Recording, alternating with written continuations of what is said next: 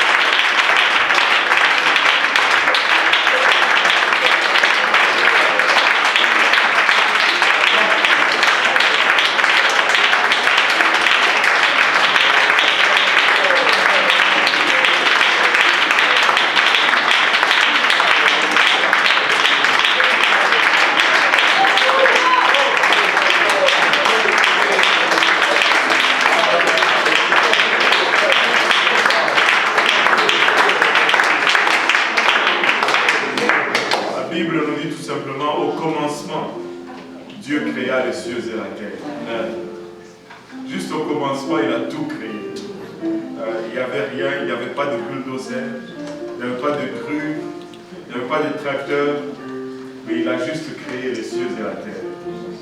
Et c'est le verset le plus difficile de toute la Bible. Parce que tu peux croire cela, il ne reste plus rien dans la Bible que tu ne vas pas croire. J'enseignais une étude biblique à un jeune couple. Quand je leur ai dit ceci, il dit, mais pasteur, voyons, c'est facile. Au commencement, Dieu créa les cieux et la terre. Je dis, c'est bon, mais regarde. La terre est dans le vide. Le soleil, j'ai donné l'exemple du soleil qui brûle continuellement. Ce n'était pas assez. Là, je leur ai dit, regardons encore. Il dit au commencement, Dieu créa les cieux et la terre. Mais où est-ce qu'il était quand il a créé les cieux et la terre? Ils ont dit, il était au ciel. Je dis, non, il vient de dire qu'il créa les cieux et la terre. Là, on s'est gratté un peu la tête. Tu sais, il est puissant. Il vient de nulle part. Il a ni commencement ni fin. Il a tout créé. En fait, l'univers, la science dit que l'univers est continuellement en expansion. Parce que Dieu est infini. Alors l'univers ne peut être que continuellement. C'est extraordinaire. Ils disent que l'univers s'épand dans toutes les directions à la même vitesse. Si la vitesse était différente, ce serait un chaos. Il y aura un cataclysme, une catastrophe. Il n'y a que Dieu qui peut faire ça. Ce n'est pas le produit du hasard. C'est le produit de la plus sage des sagesses, de la plus intelligente des intelligences, de la plus puissante des puissances et de la plus parfaite de perfection. Et il est Dieu. Il est lui seul est Dieu. Il est unique, il est incomparable, il est inégalable. On ne peut pas le comparer. C'est notre Dieu. C'est celui que nous adorons à ces lieux. C'est celui que nous élevons. Mais quand tu vois tout cela, c'est éblouissant, c'est magnifique, c'est grandiose. Mais quand tu tournes la table et que tu vois que c'est Dieu si puissant, c'est Dieu si immortel, c'est Dieu si parfait, a revêtu un corps imparfait, un corps mortel pour toi et pour moi. Là, c'est le chaos. ça te dépasse tout simplement. Non seulement il est puissant, mais il est le plus puissant des puissants, mais il a le plus grand des amours également. Il est premier en toutes choses. C'est notre Dieu. Regarde, on va dire, c'est mon Dieu. C'est mon Dieu.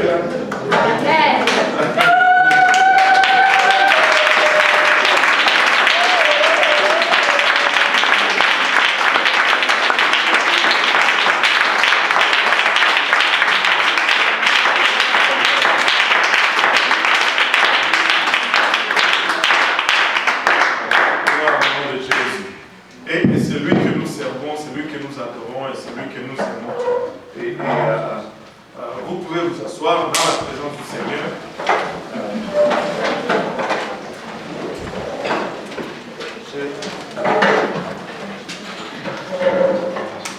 Ça fait plaisir de voir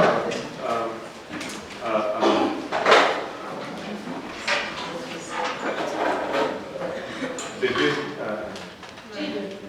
Hein? Non. Ça y est. Faut pas.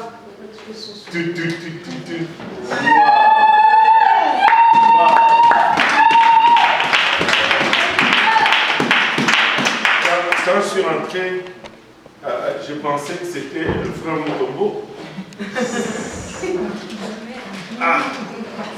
C'était Maria et Eka. On a tout ça dans l'église. Vraiment incroyable. Et qui était là au service d'hier soir? On a tout ça, on a ça dans l'église. Vous avez vu? Vous avez vu? Oh, vous ne l'avez pas vu? On a tout ça dans l'église.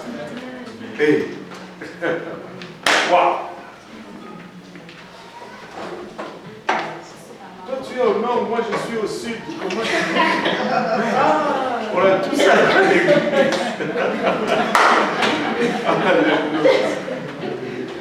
Aïe, aïe, aïe, aïe. C'était grave. On rend grâce à Dieu. Amen. Alléluia. Ce sont des visiteurs qui sont là pour la première fois. Pour la première fois. Amen.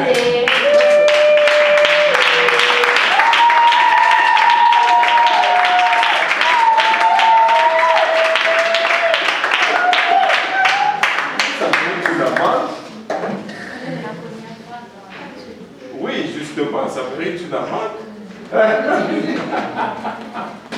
J'ai oublié encore le nom. Pardon? Judith, voilà, Judith de la salle. Tu es encore à la salle?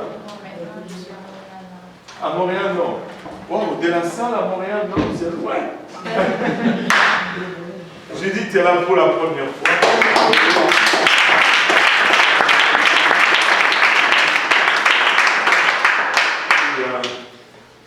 Le frère Hippolyte qui est là aussi pour la première fois.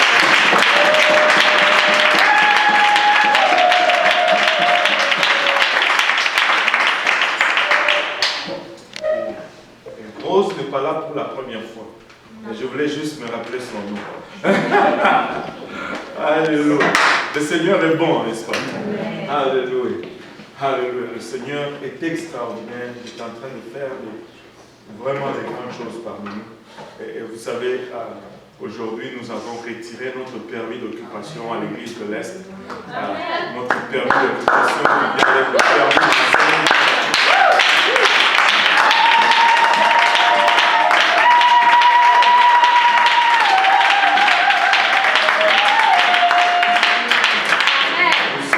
Officiellement chez nous à l'église de l'Est. Amen. Ça fait un bon soulagement et c'est chez nous finalement. Wow! Et l'enseigne va changer. On a déjà pris le rendez-vous, je pense c'est le 7 ou le 8 janvier.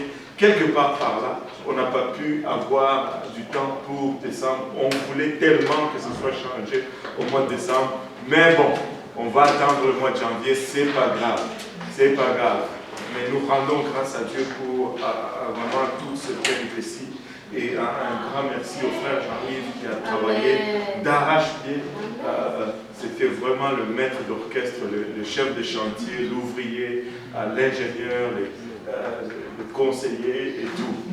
Et vraiment, il a été fait un travail extraordinaire. Et voilà. Gloire au nom de Jésus-Christ. Maintenant, le signe de la fin de temps. Qui croit que nous sommes en train de vivre vraiment la fin de temps? Moi, je crois que nous sommes dans les derniers temps. Il y a beaucoup de séduction.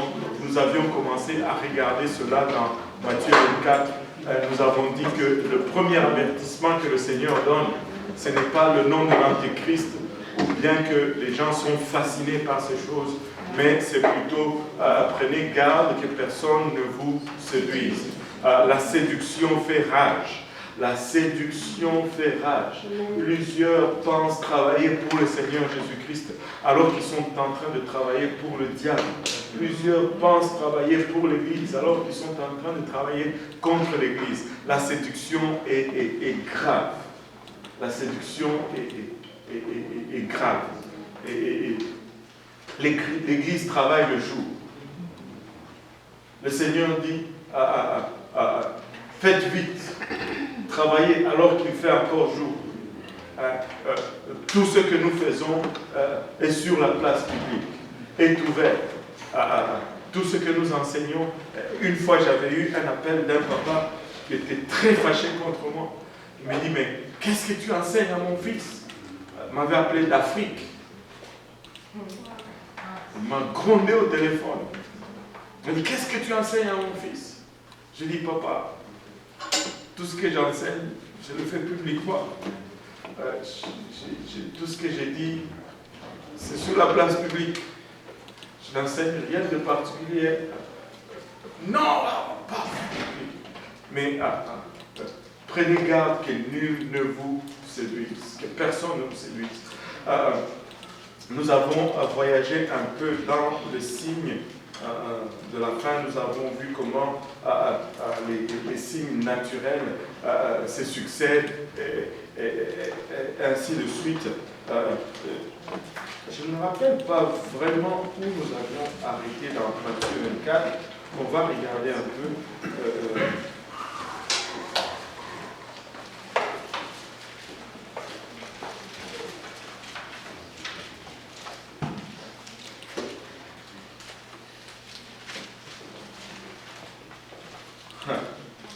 On avait parlé de plusieurs qui seront offensés. Je me rappelle maintenant. L'offense a pris toute la soirée. L'offense a pris toute l'étude. Mais plusieurs seront offensés. Je pense que c'était le verset 10 où on s'était arrêté. Regardez au verset 11. Qui peut me lire verset 11? Plusieurs faux prophètes s'élèveront et ils séduiront beaucoup de gens. Plusieurs faux prophètes s'élèveront et ils séduiront beaucoup de gens. Ça, c'est quelque chose sur lequel je donne aussi quelques avertissements. Plusieurs faux prophètes. Écoutez, nous vivons dans une époque où tout ce qu'on fait, en ce qui concerne l'Église, si on ajoute tout simplement prophétique là-dessus, ça attire les gens. Si c'est prophète, ça attire les gens. Nous vivons dans l'époque où les prophètes ont des cartes d'affaires, ou des cartes, on ne sait pas si c'est carte de visite ou carte de visite. Ça ne ressemble à rien en ce qui concerne un prophète bibliquement parlant. Le prophète n'est pas celui qui prédit l'avenir. Ça, c'est un devin. Et un des esprits qui séduit beaucoup de gens aujourd'hui, c'est l'esprit de divination. Parce qu'on te dit quelque chose et que la chose arrive, cela ne veut rien dire que c'est de Dieu. Ça n'a rien à voir avec Dieu. Ce n'est pas parce que je prédis quelque chose que je travaille de la part de Dieu. Ça n'a rien à voir. La première des choses que quelqu'un qui sert Dieu va te dire, ce n'est pas ce qui va t'arriver demain. C'est ce qui va t'arriver dans l'éternité. Parce qu'on est plus préoccupé de l'éternité que de demain. La première chose, pourquoi Dieu a laissé tous ces ministères, c'est pour le salut des gens. Un prophète n'est pas un devin qu'on va consulter pour savoir qui sera,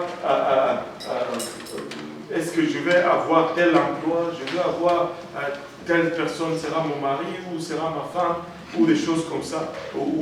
Ça n'a rien à voir. Un prophète, c'est quelqu'un qui ramène le peuple dans la voie de Dieu. C'est quelqu'un qui corrige la direction du peuple.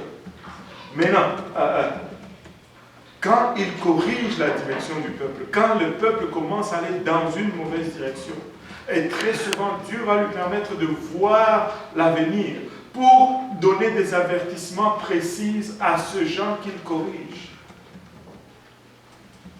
Vous savez, mon futur est entre les mains de Dieu. Je n'ai pas besoin que quelqu'un me le prédise. J'ai totalement confiance en Dieu. Il va faire de moi ce qu'il veut. Point final. Et même certains d'entre vous, si Dieu vraiment vous disait qu'est-ce qui allait arriver, vous allez gâcher cela. Vous allez le gâcher. Juste un exemple. Ou soit vous allez le gâcher, ou peut-être ça va vous décourager terriblement. Un exemple rapide. C'était en langue précédente, je veux dire 33, où les disciples se sont approchés du Seigneur et lui disent, dis-nous, quel sera le jour de ton avènement? Quand est-ce que tu vas rétablir encore Israël? Israël était sous la domination romaine. Jésus leur dit, ce n'est pas à vous de connaître ni le jour ni l'heure que le Père lui-même a fixé.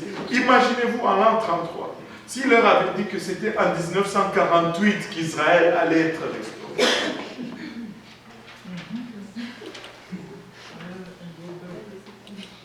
Tu allais avoir un groupe de découragés, démoralisés comme pas à peu près. 1948. 1915 ans plus tard.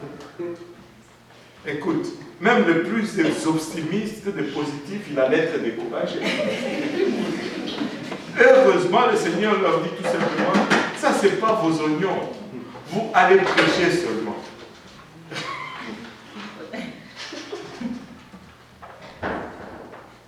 Un prophète n'est pas pour, c'est pour nous ramener dans... Écoutez, les prophètes, à l'époque, ils étaient toujours bizarres. Regardez la Bible. La plupart étaient des ermites. Leur vie était étrange, bizarre. Ils étaient pas à peu près à contre-pied avec la société dans laquelle ils vivaient.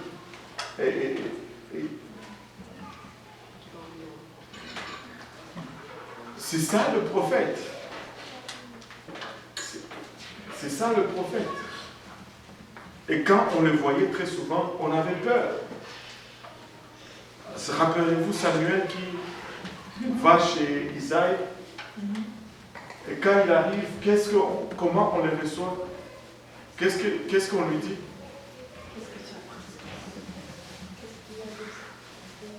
Quelqu'un, un héritier,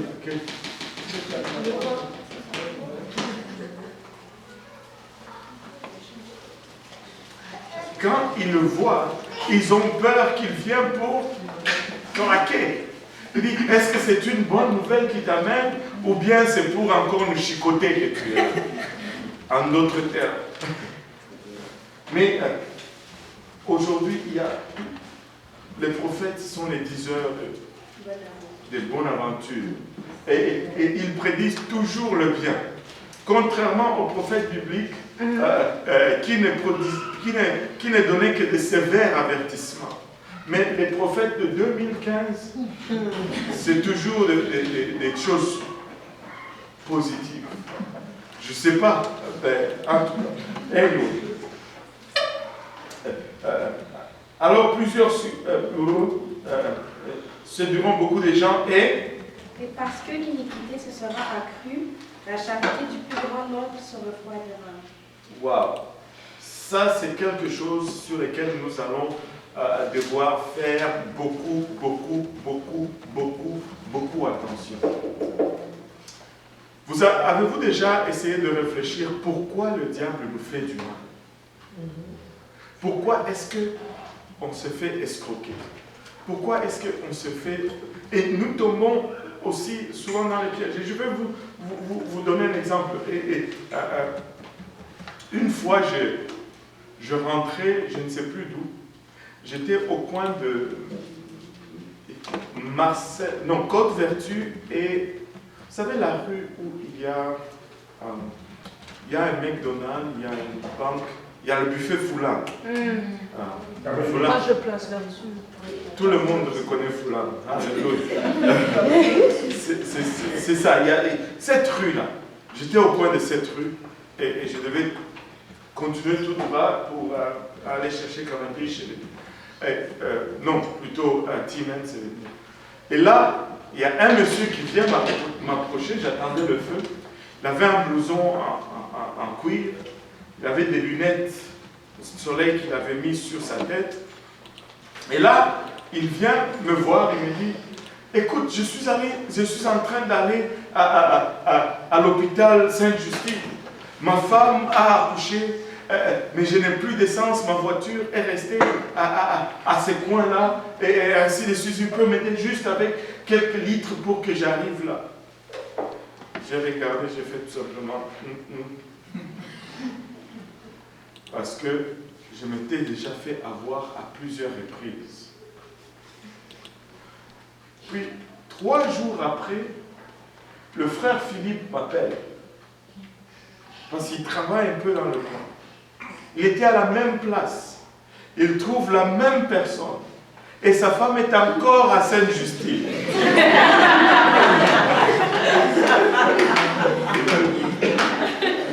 Et sa voiture n'a pas encore bougé.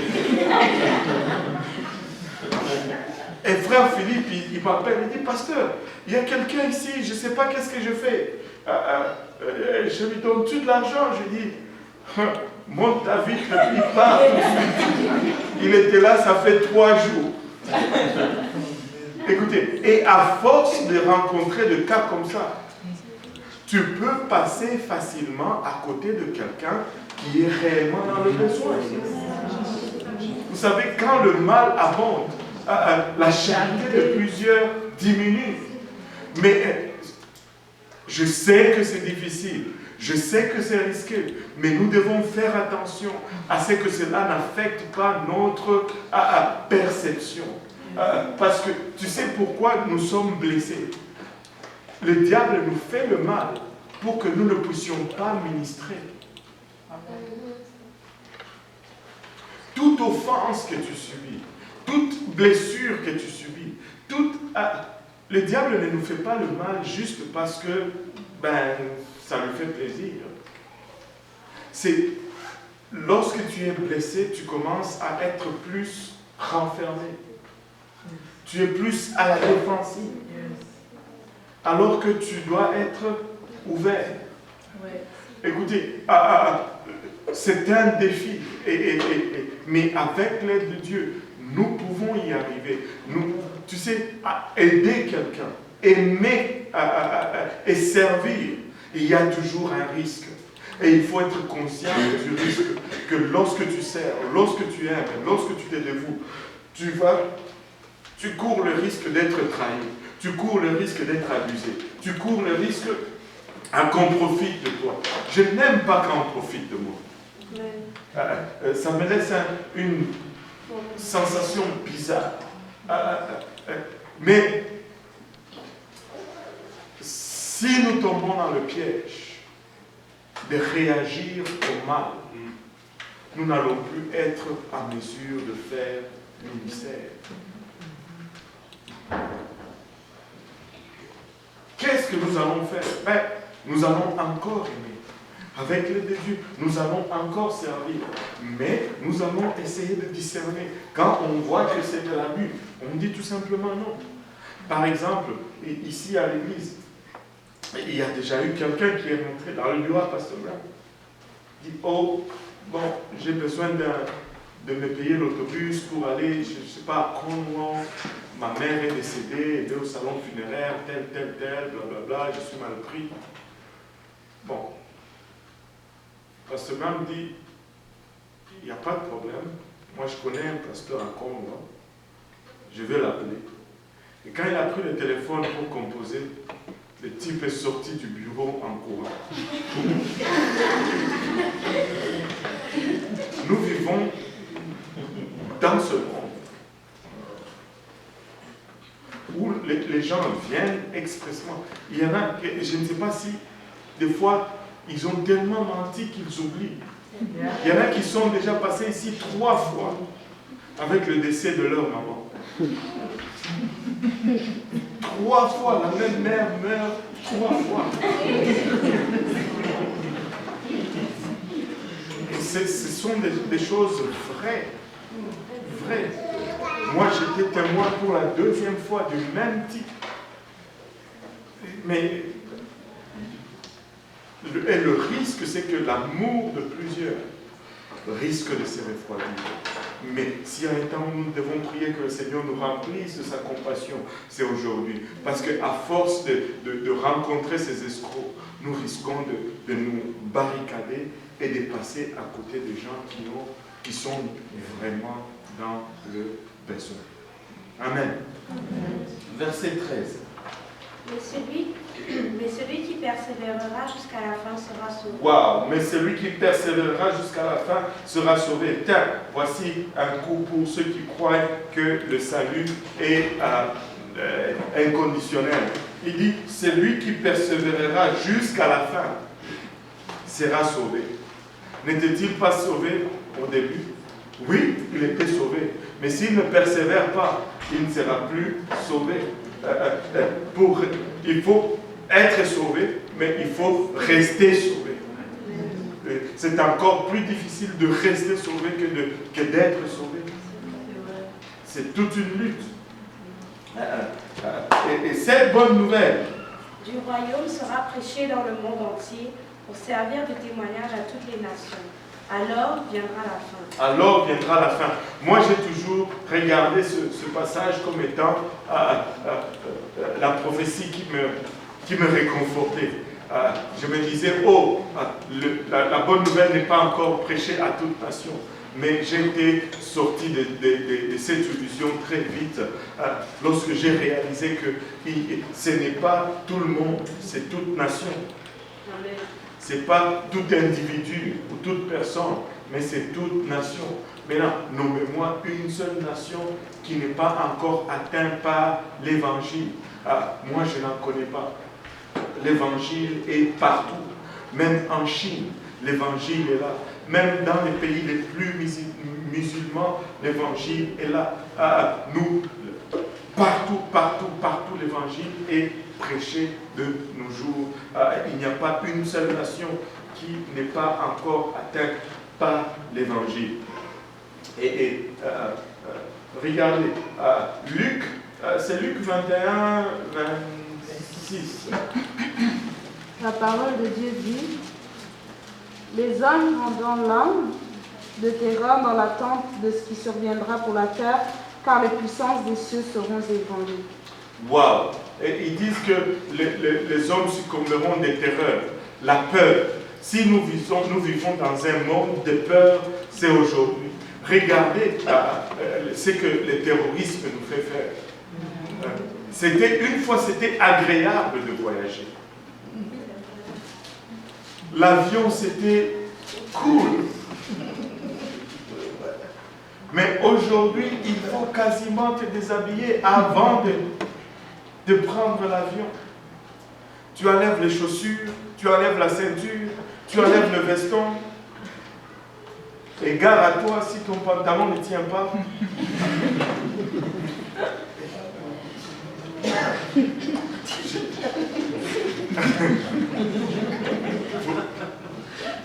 Avez-vous passé les aéroports derrière moi? Amen. Tu passes, tu vois des gens qui traversent les détecteurs de métal là, en tenant leur pantalon. Et tu sais, tu dois vérifier quelles chaussettes tu portes quand tu vas à l'aéroport. Parce qu'on te fait enlever les souliers. C'est grave. Tu ne peux plus rentrer avec une bouteille d'eau. Rien. Avant, non, tu ne peux pas passer avec une bouteille d'eau. Ils vont vider, si tu as les personnels, ils vont vider le jet. Tu ne peux plus passer. Il faut acheter après avoir passé la sécurité. Mais c'est grave. La peur, nous vivons dans un monde de terreur. Et c'est la peur qui règne, c'est la peur qui dicte. Vous savez, une fois, quand on voyageait, on pouvait visiter le cabine de pilotage. Je ne sais pas s'il y en a qui ont déjà eu cette expérience. Extraordinaire. Si vous voyez, à l'époque, je me rappelle d'un ami camerounais avec qui on travaillait. Une fois, on était à l'école. On a été à l'école ensemble et puis on a travaillé ensemble à un moment donné. Il dit, il venait du Cameroun à cette époque-là, il ne savait pas comment ça fonctionnait. Et ils étaient dans un Boeing 747 et puis il demande s'il peut visiter le cabine de pilotage. À cette époque-là, tu pouvais. Il dit, quand il est entré dans le cabine de pilotage, il a crié. Il dit, il a trouvé le pilote les bras croisés en train de parler avec les copilotes et les choses allaient tout seul. Il dit, hey, c'est comme ça que vous jouez avec nos vies.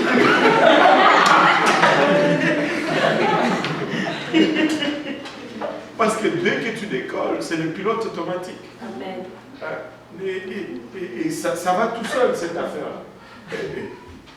Il était choqué de voir que ces gens-là, ils pensaient trouver des gens concentrés en train de faire avancer l'affaire. Ils ne regardaient même pas là où ils allaient. Mais aujourd'hui, tu ne peux pas rentrer dans le cabine de pilotage. Dès que, avant de décoller, on bloque la porte, c'est fini. Seulement si le pilote veut sortir pour aller aux toilettes, il va sortir et puis il va bloquer encore. Et quand il va rentrer, il a un mot de passe. Nous vivons dans la terreur. Dans la terreur.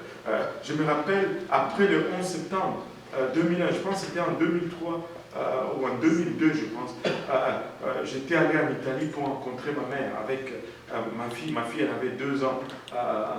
C'était en 2001, je pense. 2002. Ma fille avait encore 2 ans et demi, 3 ans par là. On est allé en Italie. Elle avait 3 ans. On est allé en Italie et au retour, on était sur Air Canada. Moi, j'avais le siège de l'allée. Ma fille était au milieu. Et il y avait quelqu'un d'autre sur le hublot. Quand on est rentré dans l'avion, je me suis rendu compte que il était d'origine arabe. Même malgré le Saint-Esprit, je n'ai pas pu. Mais je vous dis la vérité. Je vous dis la vérité. J'avais peur. Je parlais en langue, mais j'ai pris ma fille, je l'ai mise sur la lèvre.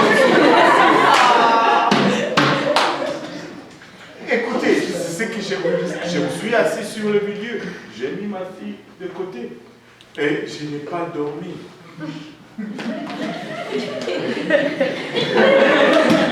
Et vers un moment donné, il a commencé à faire sa prière. Attends. Et en plus,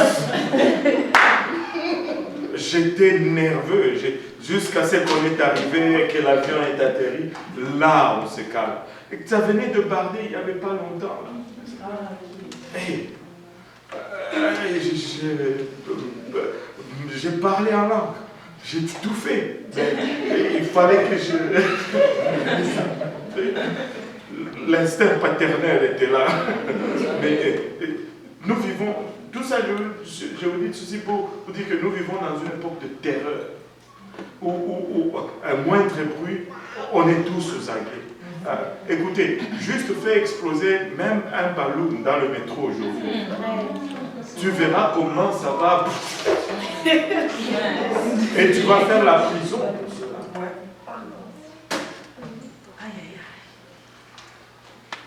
Nous étions à Saint-Louis à l'aéroport. Quelqu'un qui voulait faire le malin, il a juste utilisé le mot qui commence avec le B. Bon. Tu ne dis pas ce mot à l'aéroport. Je vous dis, il y a eu des costauds qui sont venus. Ils l'ont amené. Tu ne blagues pas. Fais toutes sortes de blagues, mais ne blague pas avec le mot bon. Quand tu es dans l'aéroport ou quelque chose comme ça, il y a des amendes chères pour cela. Tu risques même la prison. Nous vivons dans un temps de terreur, où nous vivons terrorisés. Vous savez, je pense qu'il y a 2 ans ou 3 ans, juste à cause de comment ça, on appelle ça, les affaires de mensonges là qu'ils nous racontent. Les détectages? Non, pas les détecteurs. Les climatiques, changement, réchauffement. C'est pas des mensonges. C'est des mensonges. Les réchauffements, il disait d'abord réchauffement de la planète. Maintenant, ils disent plus réchauffement de la planète, ils disent changement climatique. Tu sais, ils sont partis avec le bateau dans le nord, là, brise-glace. Qui a suivi ça l'hiver passé? Ils ont été pris dans les glaces. Le brise-glace ne pouvait plus briser les glaces. Mais non, attendez. Ils sont allés là-bas pour étudier le réchauffement climatique, soit disant qu'il y avait moins de glaces. Mais là, quand la question leur a été posée, mais s'il y a moins de glace, comment ça se fait que vous êtes pris dans la glace? Et vous savez c'est quoi la réponse qu'ils ont donnée? Ah, c'est de la vieille glace. Mais si c'est de la vieille glace, alors il n'y a pas de réchauffement, parce que la vieille glace est encore là. L'autre brise-glace est allé pour le faire sortir, et même celui-là, il a été pris dans la glace aussi. Arrêtez-moi ça là. Changement climatique seulement pour l'argent. Ils veulent, ok, le plastique, enlèvons le plastique, faites des sacs en papier. Non, on va te faire quand même les sacs en plastique, mais il faut que tu les payes. Ah, maintenant si je paye, ça ne réchauffe pas la planète. Tu arrêtez-moi ça. Ou bien vous êtes sérieux, ou bien vous n'êtes pas sérieux. C'est taxe sur taxe sur taxe sur taxe. Pour polluer, tu payes. Attends. Marché de carbone. C'est quoi ça? L'homme n'est pas assez longtemps sur la terre pour étudier un changement climatique. C'est vrai. Il n'est pas assez longtemps sur la terre. Un changement climatique, si tu suis même le modèle scientifique, ça prend des millions d'années. Au gaz à effet de serre, les voitures. Savez-vous, les 2 premiers producteurs de gaz à effet de serre, c'est l'eau, premièrement. Or, il y a 60... Ben oui, la vapeur d'eau, c'est la première chose qui fait un effet de serre sur la Terre. Il y a 70% d'eau sur la Terre. On va se débarrasser de tout l'eau? Non. Deuxième chose, les vaches. Mais oui. Mais oui. C'est ça. Mais non. Anyway, moi je Je suis un peu égaré là, ça c'est juste qu'est-ce que j'allais dire? À cause des changements climatiques à Londres, je pense qu'il y a 2 ans à peu près, il y a une famille d'origine de l'Amérique latine quelque part. Je pense que c'était des Argentins d'origine. Parce qu'on a tellement parlé des changements climatiques et des catastrophes qui allaient à subvenir, les eaux allaient monter parce que les glacières allaient fondre et tout cela. Ils ont mis fin à leur propre vie.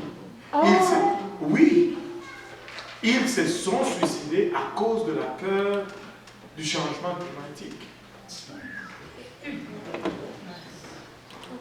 Écoutez, Jésus va revenir et nous allons partir d'ici. Nous vivons un temps de terreur où tout, on va profiter de toute situation catastrophique pour contrôler le monde. Et laissez-moi vous dire, l'agenda de toutes ces choses, c'est le contrôle et c'est l'établissement d'un gouvernement mondial. Il n'y a rien de véritable en tout cela. Il n'y a rien de véritable. Il n'y a rien de véritable. Rien de véritable. Le but, c'est le contrôle. Le contrôle. C'est pourquoi il est toujours question de taxes. Conférence climatique. Waouh! Mais quand ils étaient à Paris, là, dernièrement, mais combien d'avions sont allés là-bas pour la conférence climatique? Ils ont pollué plus pendant ces jours de la conférence que nous faisons dans toute l'année. Et des avions. Vous savez, savez-vous, un président des États-Unis, quand il se déplace, avant même que lui ne parte, il y a des avions qui vont avec ses voitures. Oui, son entourage, sa protection et tout cela. Et il y a d'abord des avions qui vont avant.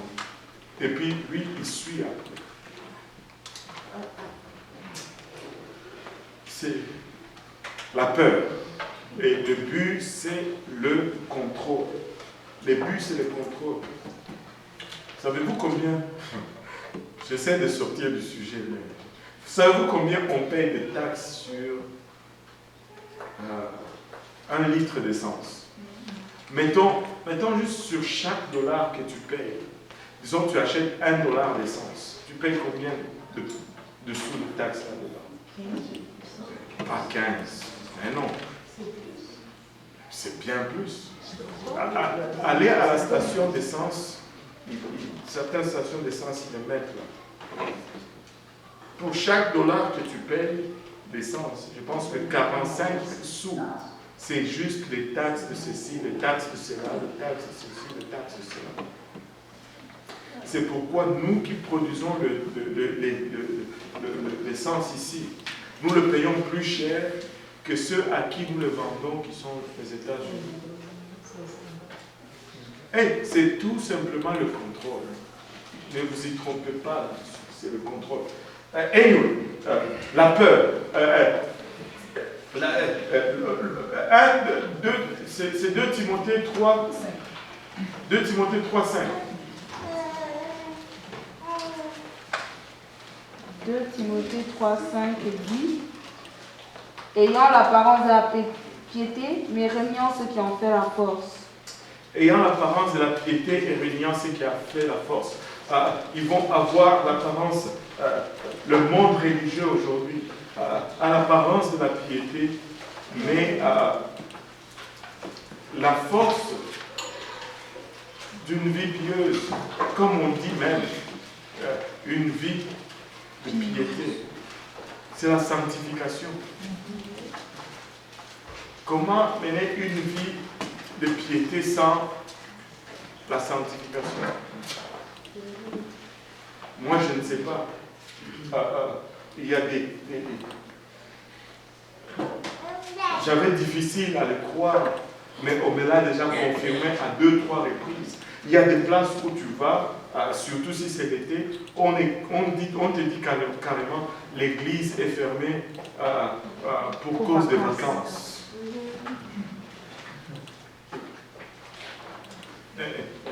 Va en Europe, les vacances sont plus sacrées que Dieu. Quand c'est les vacances, ils vont tous en vacances, l'église ferme. Comme si le diable prenait des vacances.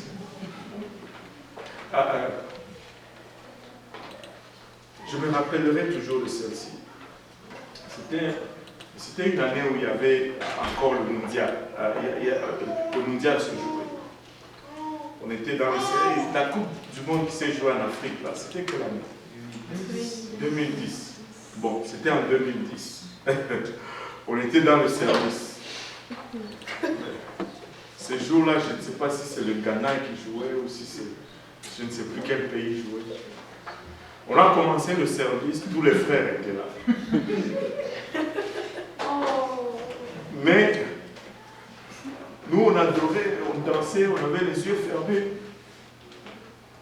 Quand je suis monté sur la plateforme, j'ai remarqué que certains frères manquaient. J'étais un peu perplexe. Il y a un problème, quoi. Là, j'ai demandé, je pense que j'avais demandé au frère Yannick. Je ne sais pas s'il s'en souvient. Je lui demande, j'avais vu le frère tel et tel, où est-ce qu'il est passé? Il me regarde, il sourit. Vous connaissez le frère Yannick? Il me regarde et il rit. Il dit, pasteur, les Ghana jouaient aujourd'hui. J'ai dit, mince. J'étais choqué. J'étais choqué. On quitte en plein milieu de service pour aller regarder un match de foot ou de soccer.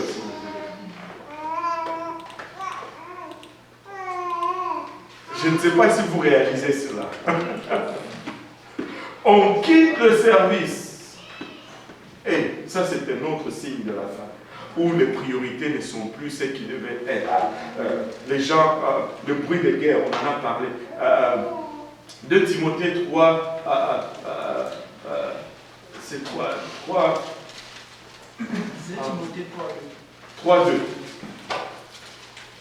La Bible dit, car les hommes seront égoïstes, amis de l'argent, fanfarons, hautains, blasphémateurs, rebelles à leurs parents.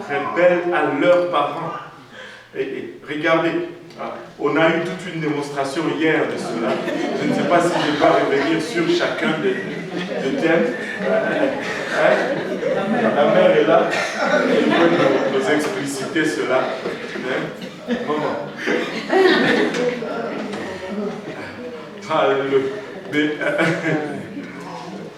Qu'est-ce qu'on va dire à ces enfants aujourd'hui? Aide-moi un peu. Alléluia. Mais regarde, j'aime souligner rebelles à leurs parents parce qu'il y a une autre dimension à cela qu'on ignore très souvent. Non seulement on voit des petits morveux rebelles partout.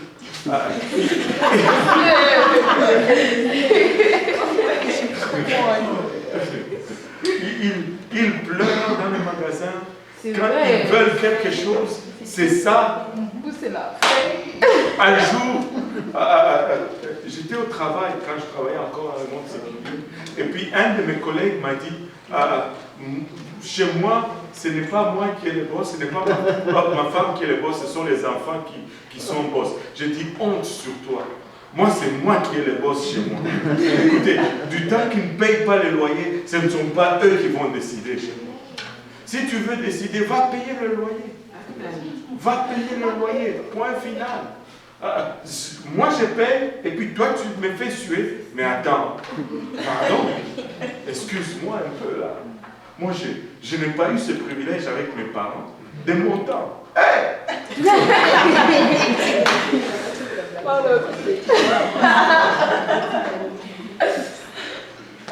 ne vas pas m'en passer vite. Non, attends. Écoutez, avec les enfants, la psychologie ne marche pas. C'est la discipline. Ça prend la discipline. Sans la discipline, oublie cela. Tu vas essayer de réfléchir avec un enfant alors que les adultes eux-mêmes n'arrivent pas à réfléchir. Vous pensez que je ne dis pas... Pourquoi pensez-vous qu'on a la police? Même si on nous fait passer des publicités, aller plus vite, ça tue. Dès qu'il n'y a pas de police, qui respecte cela? Et tu veux maintenant réfléchir avec le petit. Comment? Ça prend la discipline. Sans la discipline, oublie les enfants. Si tu veux avoir des enfants et être fier, juste donne la discipline. Et la discipline ne veut pas dire assommer l'enfant.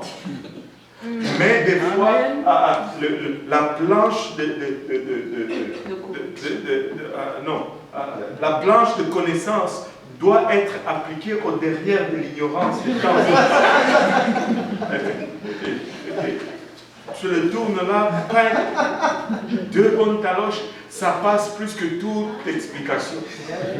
Et ne vous y trompez pas. Ils disent, oh, il va perdre son estime de soi. J'en ai eu des taloches. Si je devais perdre l'estime de soi, je n'en aurais même plus. Je n'en aurais même plus aujourd'hui. Mais c'est lui qui a commencé cela. Je ne me rappelle plus le nom, je pense que c'était... c'est lui qui est sorti avec cela, cette théorie-là. Je ne sais pas, c'est Freud. Il dit, si tu tapes un enfant, psychologue de référence, si tu tapes un enfant, tu vas affecter son estime de soi, il va...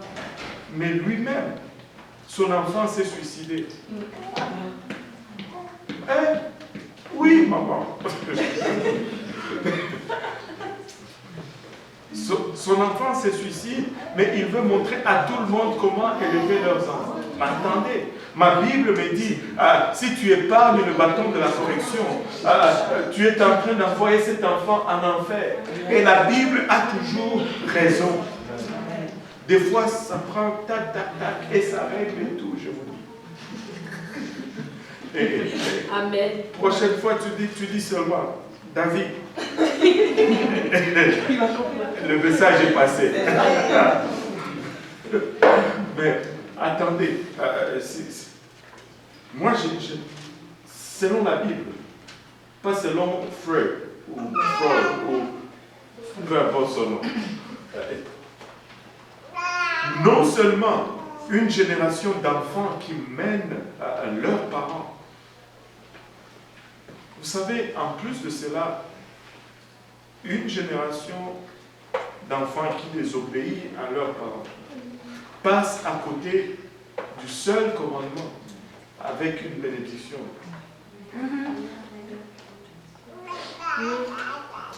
Tu sais, quelqu'un qui ne respecte pas ses parents, c'est nul. C'est zéro. Il ne va respecter personne. Parce que si tu ne respectes pas ceux qui t'ont donné la vie, pourquoi est-ce que tu vas respecter celui qui ne fait rien pour toi? Tu ne rends pas un service à tes enfants si tu ne les disciplines pas. Et quand ils vont se faire corriger par quelqu'un d'autre, tu vas te fâcher. Tu sais pourquoi tu te fâches? Parce qu'en corrigeant l'enfant, on te corrige indirectement. Anyway, non seulement des enfants qui sont rebelles à leurs parents dans tous les sens, mais nous avons une génération qui rejette les valeurs de nos parents. C'est générationnel. Comme génération, les valeurs de la génération passée sont rejetées. Tout ce qui était valorisé par nos parents ne le sont plus par nous aujourd'hui. Aujourd'hui, tu trouves des parents qui fument avec leurs parents. avec leurs enfants. J'ai entendu ceci. Oh, moi je filme les joints avec mes enfants parce que je ne veux pas qu'ils aillent le faire en cachette. Quelle pensée stupide! Quel raisonnement tordu!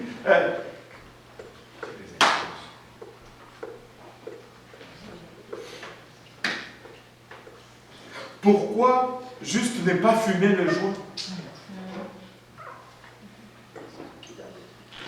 Et ça, ce sont les signes de la faim.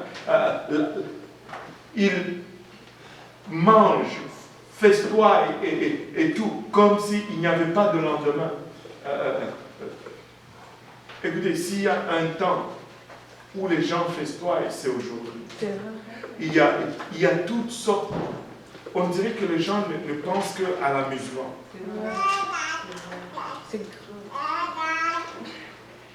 On dirait que les gens ne pensent qu'à l'amusement.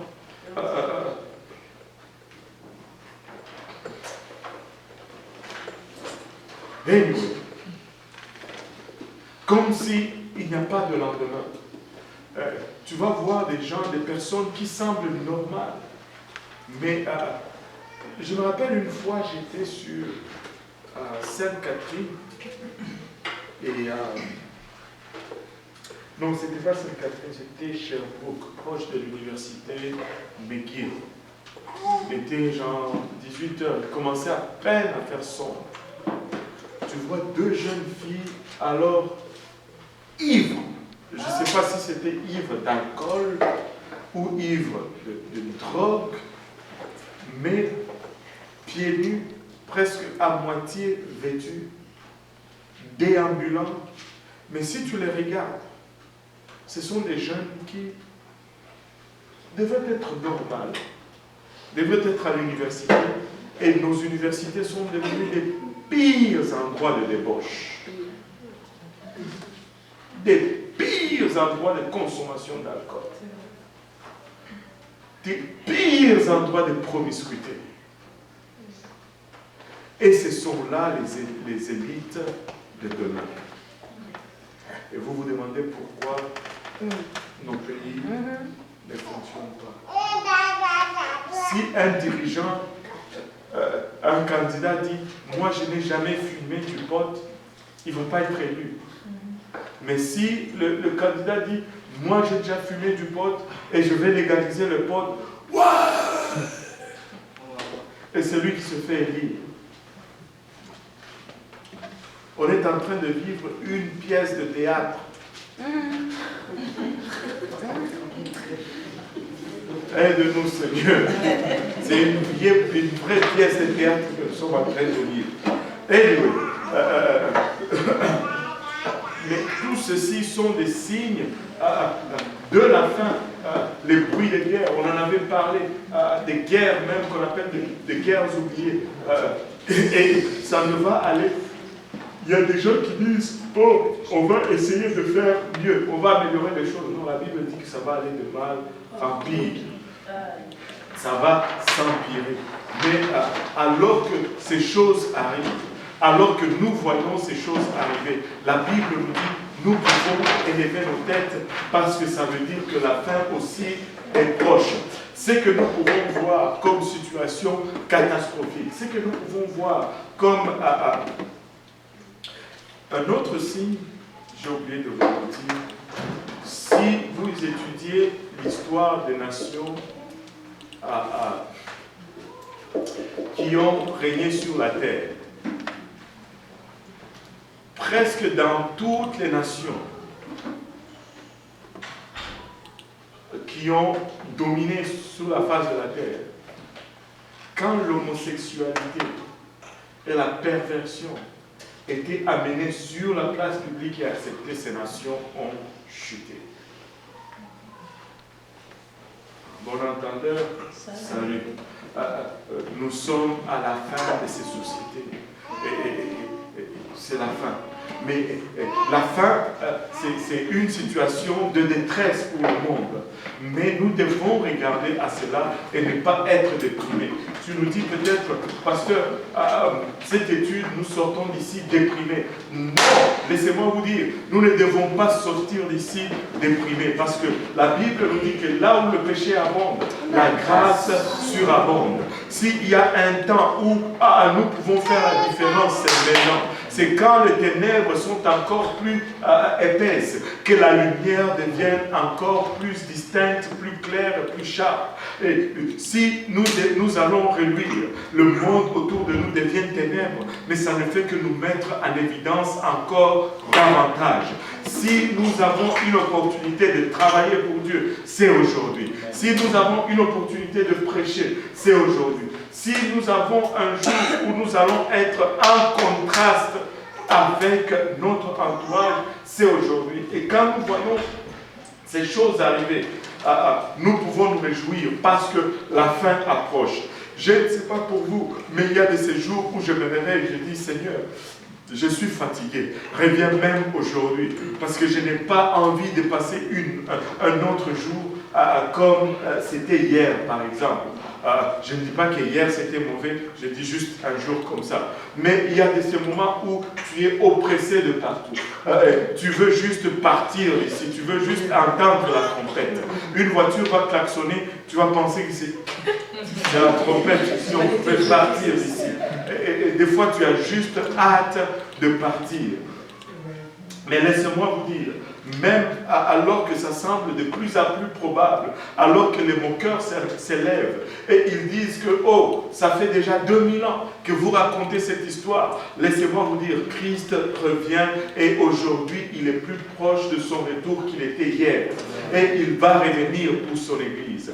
Il n'a jamais fait une promesse qu'il n'a pas tenue. Et s'il a promis qu'il va revenir pour nous chercher, il va revenir pour nous chercher. Et je vous dis, à partir de ce moment, ça peut être n'importe quand. Ça peut être dans 5 minutes, tout comme ça peut être dans 5 ans. Ça peut être dans 10 minutes, tout comme ça peut être dans 10 000 ans. Mais il va revenir. Et il revient bientôt. Et je pense que c'est plus bientôt que bien tard.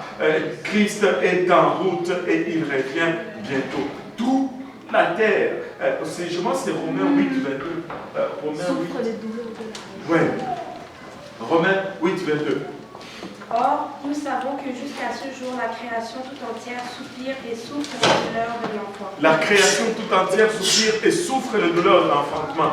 La Bible fait le parallèle entre les douleurs de l'enfantement et la venue du Christ. C'est-à-dire ces signes, plus nous les voyons arriver à une certaine fréquence, plus nous les voyons arriver à une certaine intensité, nous savons que l'enfantement est proche. Laissez-moi vous dire que l'enfantement est proche. L'enfantement est proche. Bientôt, et très bientôt, nous allons voir le roi. Bientôt et très bientôt, il va revenir. Vous savez,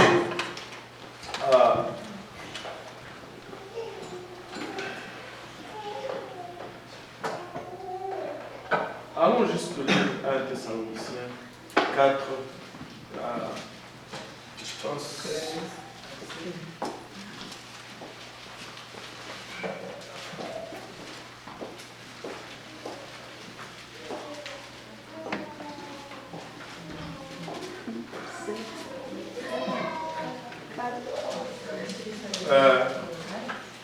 On va lire, attendez un peu.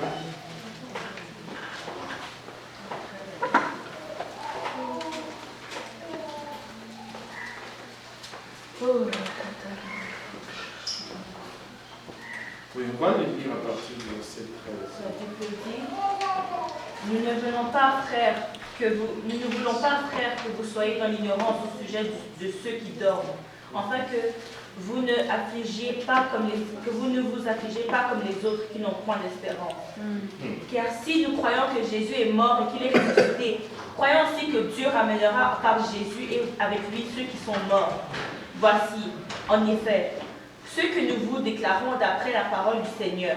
Nous les vivants, restez pour l'avènement du Seigneur. Nous ne dévancerons pas ceux qui sont morts. Car le Seigneur lui-même a un signal donné à la voix de l'archange, au son de la trompette de Dieu, descendra du ciel et les morts en Christ ressusciteront premièrement. Ensuite, nous les vivants qui seront restés, nous serons tous ensemble enlevés avec eux sur des nuées à la rencontre du Seigneur dans les airs. Et ainsi nous serons toujours avec le Seigneur. Consolez-vous donc les uns les autres par ces paroles. Maintenant, j'aime ces versets. Consolez-vous donc les uns les autres par ces paroles. Ces paroles sont une consolation. Pourquoi savez-vous que ces paroles sont une consolation? Pourquoi pensez-vous que ces paroles sont une consolation? On va voir le Seigneur. Pour ne pas avoir peur de la mort. Parce que c'est notre espérance. C'est notre espérance.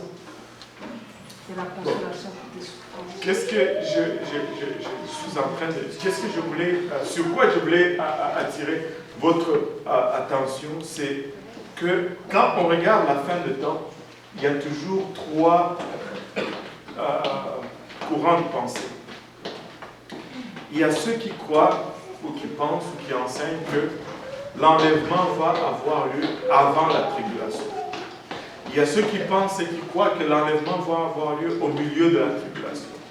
Il y a d'autres qui pensent, qui croient, qui enseignent que l'enlèvement sera à la fin de la tribulation.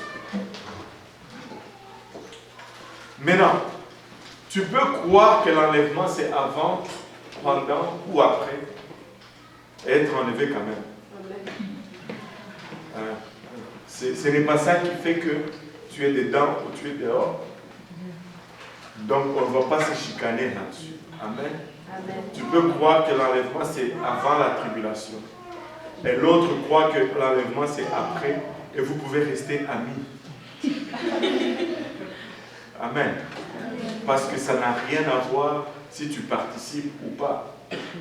Mais quand on lit attentivement la Bible, tous les types, les exemples types tendent à montrer que Dieu fait sortir son peuple toujours avant qu'il ne frappe. Amen. Première destruction, l'eau. Les gens devaient d'abord rentrer dans l'arche avant que Dieu ne frappe. Deuxième destruction, le feu. Les gens devaient quitter d'abord Sodome et Gomorrhe avant qu'il ne frappe. L'ange dit même expressément à Lot, dépêche-toi d'arriver parce que je ne peux rien commencer avant que tu ne sois dans le lieu de sécurité. Ça, c'est une première indication.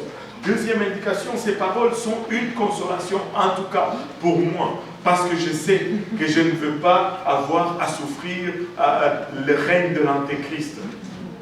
Je ne veux pas avoir à souffrir ce que les gens qui vont passer à travers le 7 ans de tribulation vont vivre. Ils vont vivre une... Écoutez, la Bible nous dit ceci. Dans ce monde, nous allons connaître la persécution. Nous allons connaître la tribulation.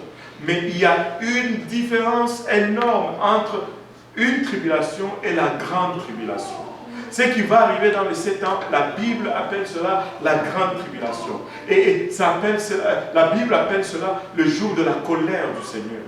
Maintenant, pourquoi ceux qui ont obéi au Seigneur vont subir la colère du Seigneur? Ça ne marche pas. Au son de la trompette. Moi, je crois que cette trompette va sonner avant la tribulation. Peut-être que je ne peux pas voler, mais je vous garantis ces jours-là, je vais voter. Parce que tu ne voudras pas rester ici sur terre. Mais non, il dit consolez-vous avec ces paroles, parce que ça va être un soulagement. Maintenant, je vais revenir, regardez ceci. Il dit au son de la trompette, au signal de l'archange, il y aura une trompette. Oh, non, ça va être trop long. Regardez, quand tu regardes l'Ancien Testament, toutes ces choses sont données comme images dans l'Ancien Testament. Rappelez-vous les fêtes d'Israël, la fête des trompettes. Quelqu'un, ça vous dit quelque chose? Allô?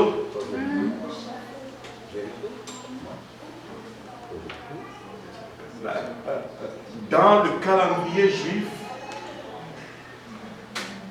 il y a une fête à la fin de la moisson intitulée la fête des trompettes. Ah oui, on a étudié cela. On a étudié cela. On va y revenir une fois encore les fêtes du Seigneur. On peut voir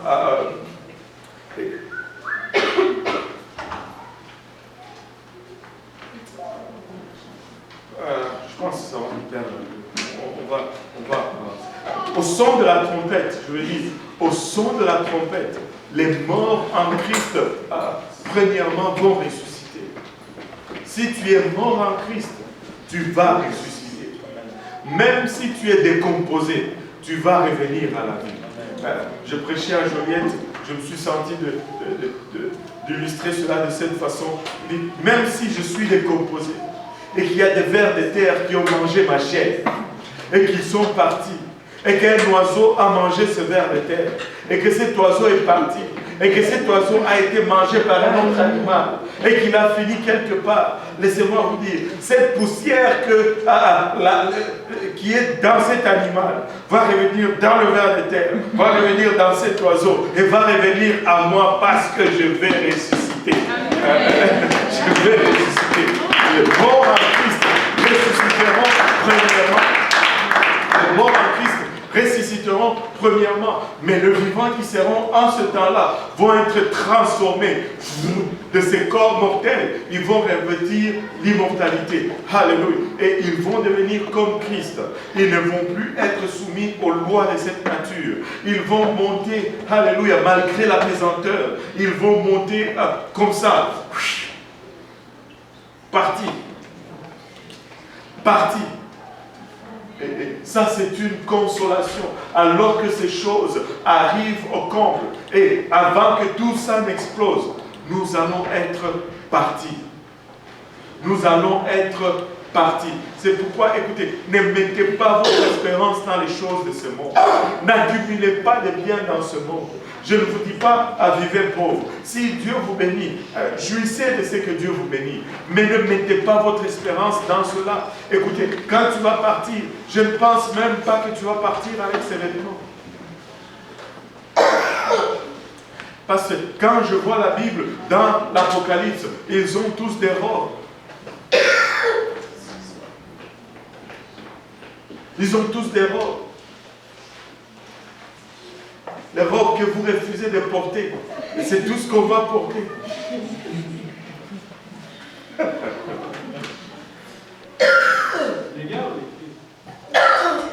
Et les gars aussi vont porter des robes.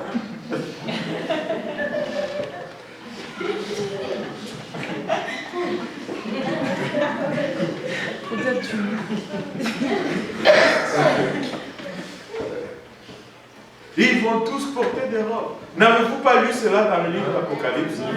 Et pourquoi vous me regardez comme si j'ai dit quelque chose qui n'est pas vrai? Ils seront tous revêtus de robes. Pourquoi vous me regardez comme si je disais quelque chose qui n'est pas du tout vrai?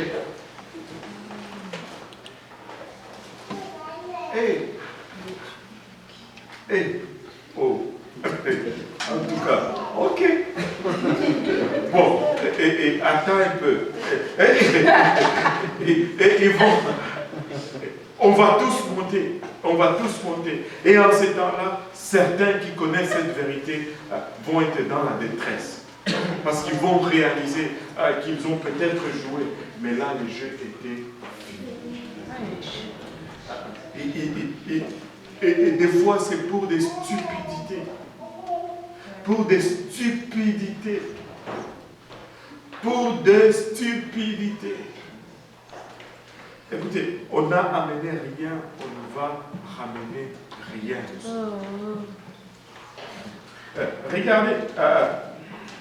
Regardez 2 Thessaloniciens, chapitre 2.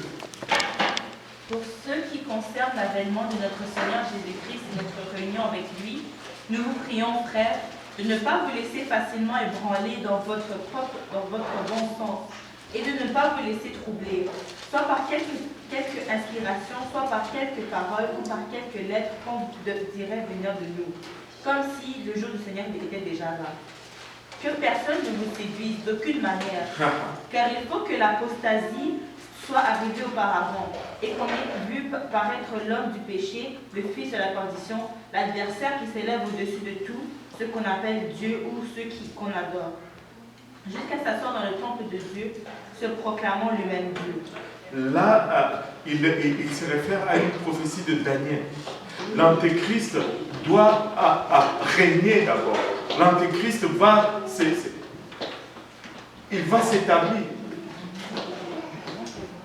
Hein?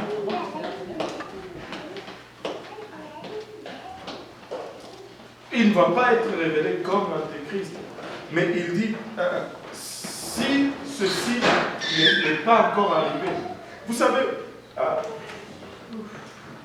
moi je suis convaincu que cet homme est sur la scène mondiale aujourd'hui et il occupe un poste d'influence, de grande influence aujourd'hui. Je ne sais pas c'est qui, ne venez pas me demander. Il y a presque 8 ans, tout le monde disait que George Bush était l'Antéchrist. Bon, il n'est plus président. Maintenant, tout le monde dit que c'est Barack Obama.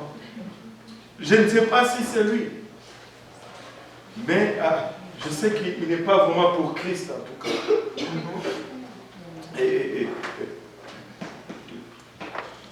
Le truc, ce n'est pas nécessaire pour moi de savoir si c'est qui. C'est nécessaire pour moi de vivre cette parole et quand je vois ces avertissements encore davantage. On va revenir à cette prophétie quand on va parler de 70 semaines de Daniel tout à l'heure. Très bientôt, probablement lundi prochain, pas aujourd'hui c'est sûr, mais lundi prochain on va parler de cela.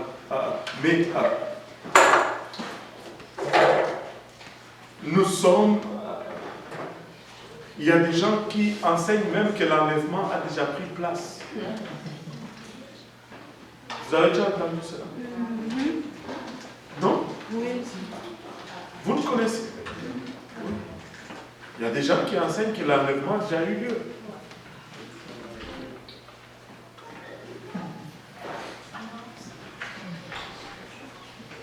Laissez-moi vous dire, personne ne connaît ni le jour ni l'heure. Ni le jour, ni l'heure. Mais laissez-moi vous dire, ce que Christ a dit qui va arriver. Et un jour, cette trompette va sonner. Et un jour, nous allons partir d'ici. Ça sera la fin. Nous aurons des corps glorifiés. Plus de souffrance, plus de maladie, plus de pleurs, plus de fatigue, plus de faim.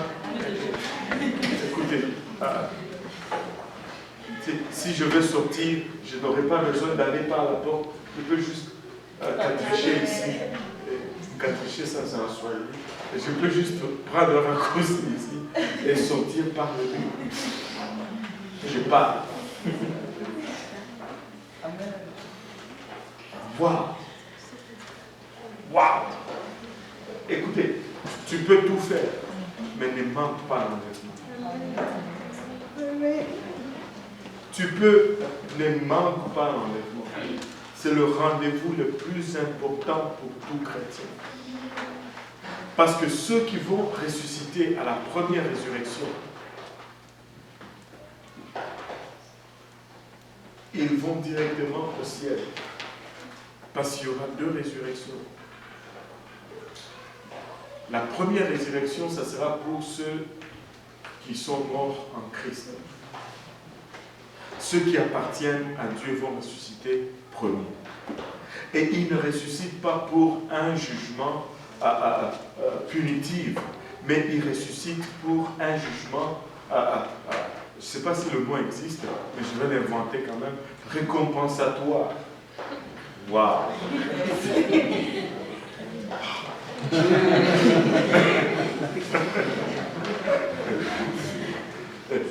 Ils ressuscitent pour un jugement qui va déterminer leur récompense.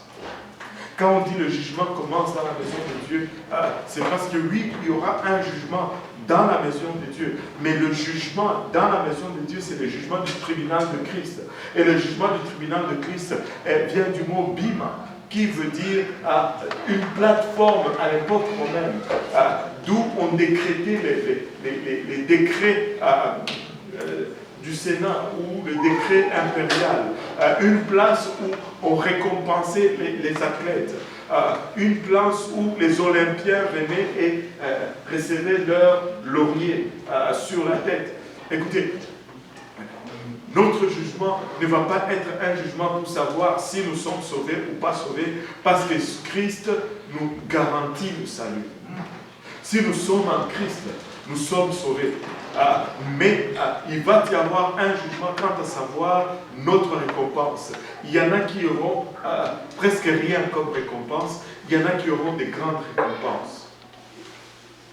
Et ce n'est pas toujours les grands noms qui vont avoir des grandes récompenses. C'est probablement des inconnus qui vont être à l'avant de la file ce jour-là. Et là, toi, tu me dis, ma pasteur, moi, du temps que je suis là-dedans, je vais juste me réjouir. Attends que tu regardes un peu autour de toi. Ici, toi, tu as une petite hutte là dans un cul-de-sac et que le frère Simplice a 6 chambres quelque part. Puis tu vas vouloir toujours dormir chez lui. Comme une illustration qui était donnée, un monsieur, il arrive, il meurt, et puis il arrive au ciel. Et quand il arrive là, il dit, wow, je suis arrivé, alléluia. Et les anges le regardent et disent, t'es sûr? Il dit, oui. Ben je suis là. Il dit, attends d'abord, on va vérifier les listes. Là, il vérifie les listes. Il dit, wow, ok, ton nom est là. En tout cas, je ne sais pas comment, mais ton nom est là.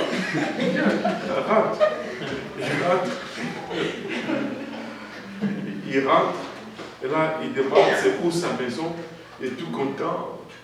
Et là, on l'amène dans une petite ruelle, dans un cul-de-sac. Et il y a une petite hutte en chaume. Et là, il s'esclave. Il dit, c'est tout ce que j'ai. Et là, les anges le regardent et disent, écoute, c'est tout ce qu'on a pu faire avec le budget que tu as envoyé.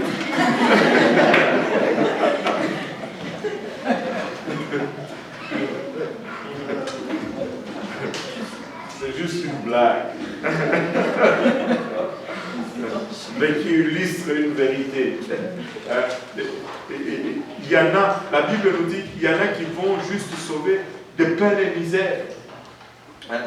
Et tout ce qu'ils auront fait va passer au feu quand ça va être éprouvé, parce qu'ils n'ont pas travaillé avec le bon motif. Écoutez, quand tu travailles pour Dieu, aie la bonne motivation. Sinon, tu es en train de travailler en vain. Si ta motivation, c'est pour que les gens te voient et te reconnaissent, ben, les gens vont te voir et te reconnaître et tu auras ta récompense ici sur terre. Amen. Et Dieu ne regarde pas seulement à ce que nous faisons, il regarde aussi à pourquoi nous le faisons. Ce n'est pas juste de faire ce que Dieu demande, mais c'est de le faire avec un bon cœur, avec une bonne attitude, avec une bonne motivation. Je l'ai fait pour Dieu. Et quand ta motivation est à la bonne place, je te dis, c'est plus facile de vivre pour Dieu. Certains d'entre nous ont difficulté à vivre pour Dieu parce qu'ils veulent vivre pour Dieu à moitié. Avec la mauvaise motivation. Ils vivent pour Dieu un pied dedans, un pied dehors. C'est la pire des choses à faire. C'est très difficile. Mais écoute, embarque dedans, mets les 2 pieds dedans. Vis pour Dieu avec tout. Et tu verras que ça va être plus facile de vivre pour Dieu. Enfin, tu vas éviter plusieurs difficultés. Maintenant, nous allons être jugés pour notre récompense. Et la Bible nous dit qu'en ces jours-là, il va essuyer nos larmes. Là, tu me dis, pasteur, pourquoi essuyer nos larmes? Nous sommes au ciel. Ben, justement, c'est pourquoi je te disais, ne pense pas que du temps que je suis là, c'est correct. Parce que si telle est ta pensée, tu vas pleurer. Parce qu'en ce jour-là, Dieu va tout te montrer dans ce que tu as fait dans ta vie. Toutes les opportunités que tu avais pour faire quelque chose pour Dieu et que tu n'as peut-être pas fait, Dieu va te le montrer. Et tu sais, en voyant le prix que Dieu a payé et en voyant ce que toi tu as investi là-dedans, tu vas pleurer. Tu vas pleurer. En voyant peut-être quelques-uns qui auraient pu être atteints si tu avais juste ouvert la bouche. Tu vas pleurer. En voyant ce que tu aurais pu faire. Il y a un monsieur qui disait que il y a, je ne me rappelle plus la citation, c'est quelque chose qui allait dans ce sens. Il dit que ça sera dur ce jour-là quand on va contempler les richesses qu'il y a en Christ et qu'on se présente devant lui comme un prolétaire. Voir les richesses qu'on a en Christ, mais être devant lui dans la pauvreté, parce que nous n'avons pas fait ce que nous devions faire.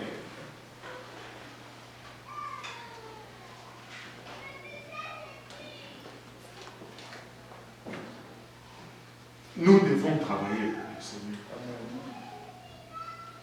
Nous devons nous réveiller. Nous devons travailler pour le Seigneur. Si on considère l'immensité de la richesse de Christ, nous devions nous présenter devant lui avec plein de couronnes. Plein de couronnes. Plein de couronnes.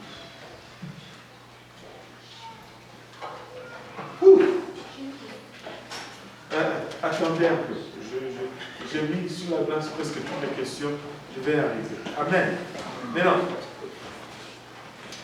ceux qui participent à la première résurrection, la seconde mort n'a pas de puissance sur eux. Il y a deux résurrections, il y a deux morts. Mais la deuxième résurrection va être la résurrection pour tout le monde. Et ceux-là vont passer devant le trône du jugement de Dieu. Moi, tu ne veux pas passer devant le jugement de Dieu. Tu veux envoyer tes dégâts avant. Et qu'on les juge avant que tu ne sois là. De sorte que quand tu y arrives, c'est déjà fait. Et c'est ce que nous faisons en étant baptisés en Christ. Quand tu es enseveli au nom de Jésus-Christ, tes péchés sont transférés sur lui. Et comme lui, il est déjà mort, il est déjà allé devant le trône. Et tes péchés ont déjà subi leur jugement. Parce que la sentence pour le péché, c'est la mort. Et il peut dire, moi, ma mort n'a pas été une conséquence de péché parce que je n'ai pas péché. Et vu que je n'ai pas péché, je peux prendre les péchés de Dieudonné Kaosi, alléluia, et les coller à ma mort, ainsi je suis équilibré. Vous savez,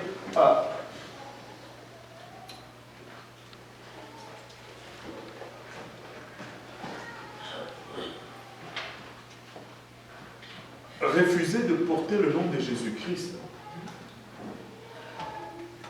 c'est une des choses extraordinaires que le diable a réussi à faire. Parce que c'est le mécanisme même qui nous permet d'entrer au ciel, en fait. Une fois, je l'avais illustré ici.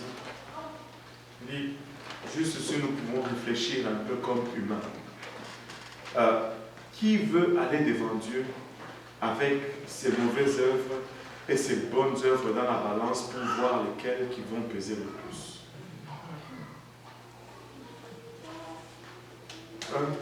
Personne. Nous savons tous que nous avons plus de mauvaises œuvres que de bonnes. Mais regardez ce que le baptême au nom de Jésus-Christ fait. Quand nous sommes baptisés au nom de Jésus-Christ, nous avons nos mauvaises et nos bonnes.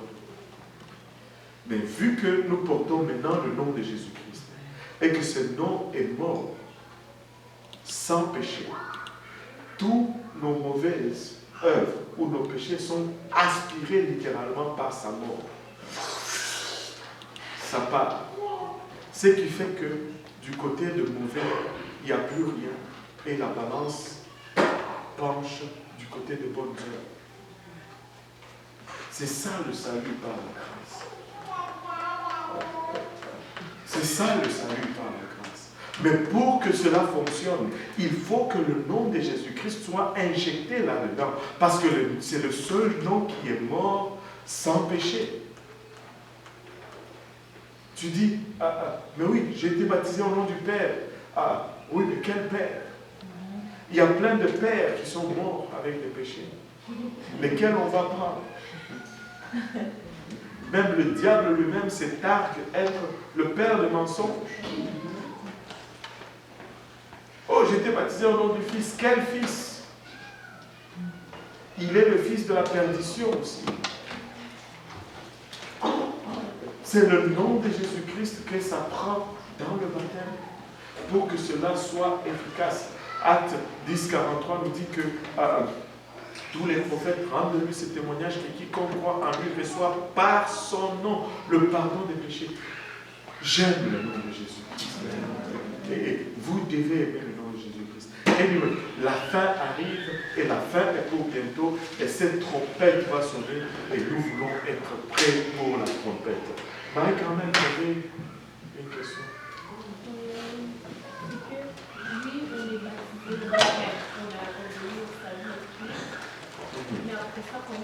Tu peux parler plus fort?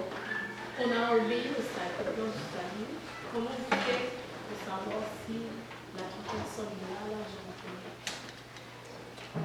Ben, c'est pas comment tu marches.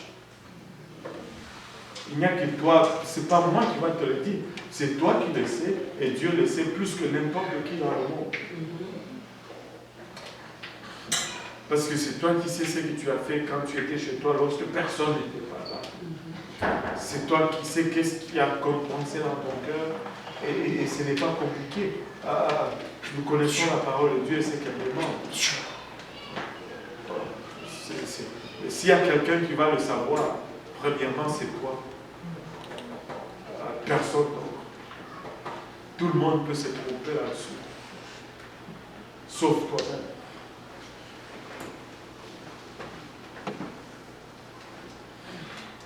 Il y avait une question ici. C'est bon? Il y avait une question ici? Oui. C'est par rapport aux récompenses. Aux récompenses. Il y avait quelqu'un qui avait fait le lien avec le parabole où les personnes sont allées travailler dans un champ et la personne qui a travaillé tôt ou tard, il a eu le même salaire. Ça, c'est le prix du salut. Par rapport au pardon de nos péchés. Tu sais, tu peux avoir commis 1 million de péchés. Tu peux avoir commis un seul péché. Et vous êtes tous sauvés pareil. Tu peux avoir été dans l'église 157 ans et l'autre qui rentre dans l'église seulement hier, et aujourd'hui la trompette sonne, vous mourrez tous. Amen.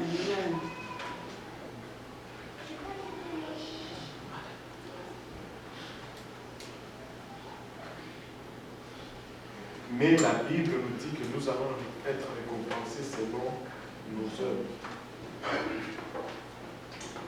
Le salut, ce n'est pas la récompense.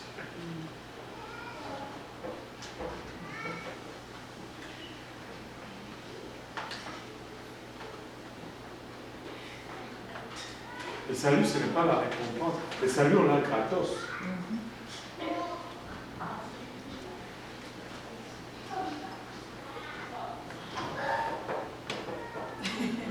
Non, ça rentre pas.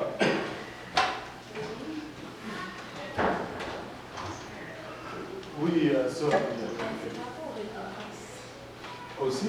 Peut-être un peu bête la question que je me pose. On va faire mal. avec ce connaissance, parce qu'on est déjà au ciel avec le Seigneur, même les maisons, on va l'adorer, D'une quelconque façon, je sais qu'il va y avoir une différence, parce que Dieu est là. Et je ne sais pas te dire comment que ça va être là, mais sa justice demande qu'il soit juste.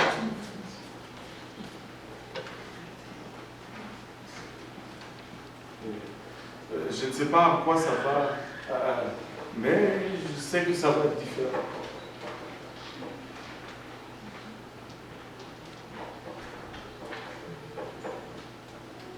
Je sais que ça va être différent. On illustre cela par la petite maison parce que ce sont les choses que nous pouvons concevoir. C'est une illustration. Mais je ne sais pas comment ça va être, mais ça va être.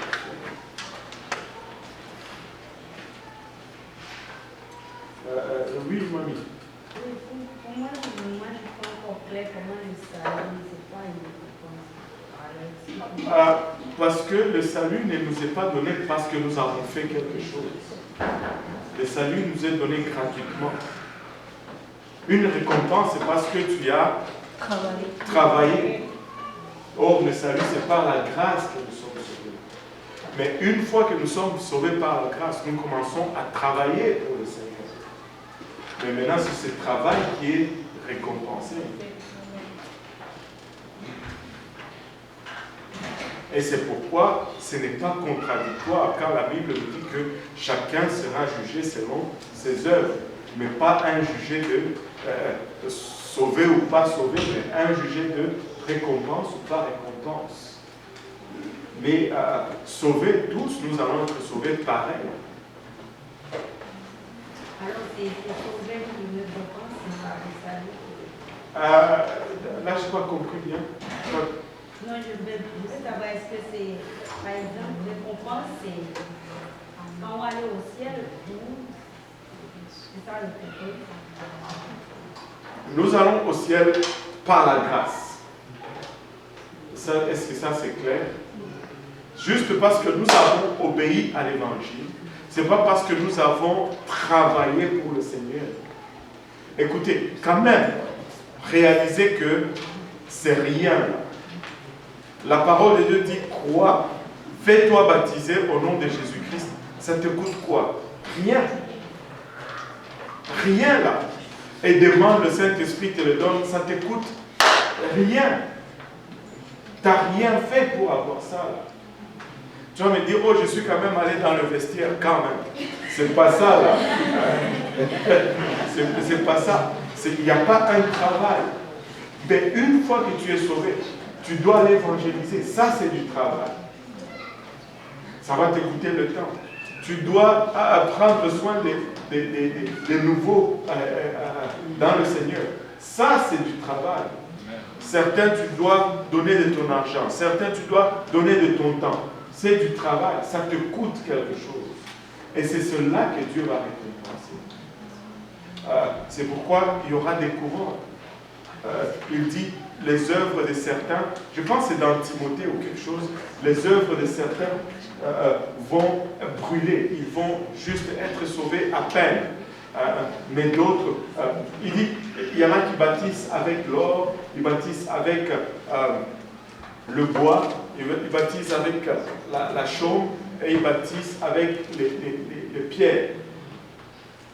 Attends. La chaume, le bois, l'or et... Pardon? Le foin, je dis. C'est la chaume, le foin, c'est la chaume. Lis-le. Si quelqu'un bâtit sous ce fondement, si quelqu'un bâtit sous ce fondement, avec de l'or, de l'argent, des pierres précieuses, et du bois, du foin, du chaume, l'œuvre de chacun sera manifestée. L'œuvre de chacun sera manifestée. Car le jour la fera connaître, Parce qu'elle se révélera dans le feu. Elle se révélera dans le feu. Le feu éprouvera. Et Le feu éprouvera ce qu'est l'œuvre de chacun. le feu éprouvera ce qu'est l'œuvre de chacun. Donc, quand tu viens avec ton évangélisation, on va le mettre dans le feu. Si tu l'as fait juste avec une mauvaise motivation, ça ne t'a rien coûté.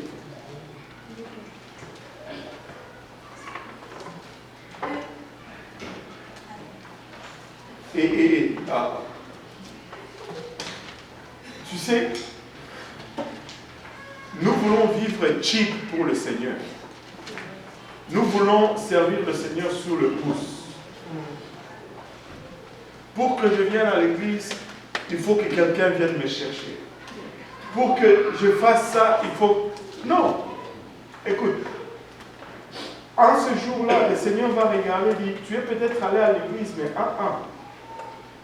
c'était sur le prix de quelqu'un d'autre. Si le frère Luc ne vient pas me chercher, je ne vais pas aller évangéliser. Ah bon?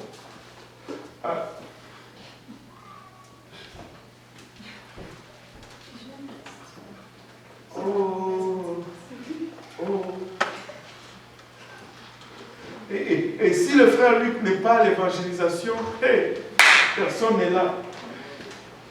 Mais si le frère Luc est là, tout le monde est là. Savez-vous, je vais dire ceci.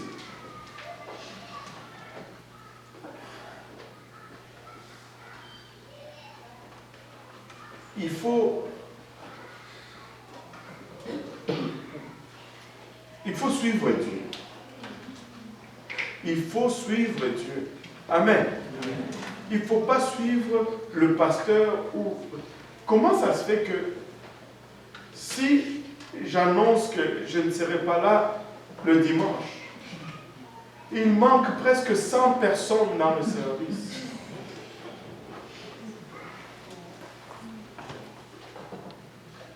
Allô? Si frère Luc n'est pas là, wow!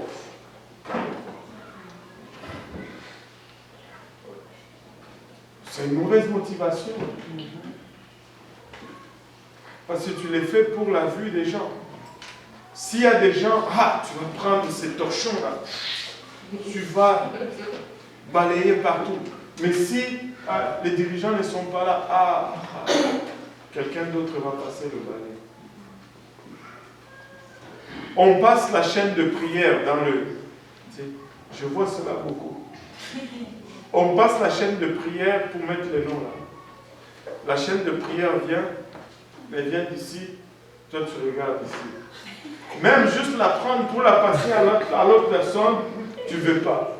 Ok, elle arrive sur la chaîne, il manque quelques trous.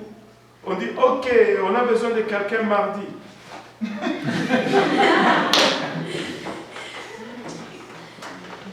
Pourquoi tu ne l'as pas rempli lorsqu'elle est passée devant chez toi? Mais quand il faut donner ton nom devant tout le monde, mauvaise motivation. Il y a plein de choses. Tu as toujours eu une question. J'espérais qu'il n'y en aura pas. Anyway, merci. Quand on dit mauvaise motivation, est-ce que ça rentre dans le cas qu'il y a évangélisation de la personne? Je vais dire ton cas. Je vais t'accueillir. Allez, vas-y. Il y a l'évangélisation et bon, tu dis bon, aujourd'hui je vais pas y aller. Je sais. Aujourd'hui tu te sens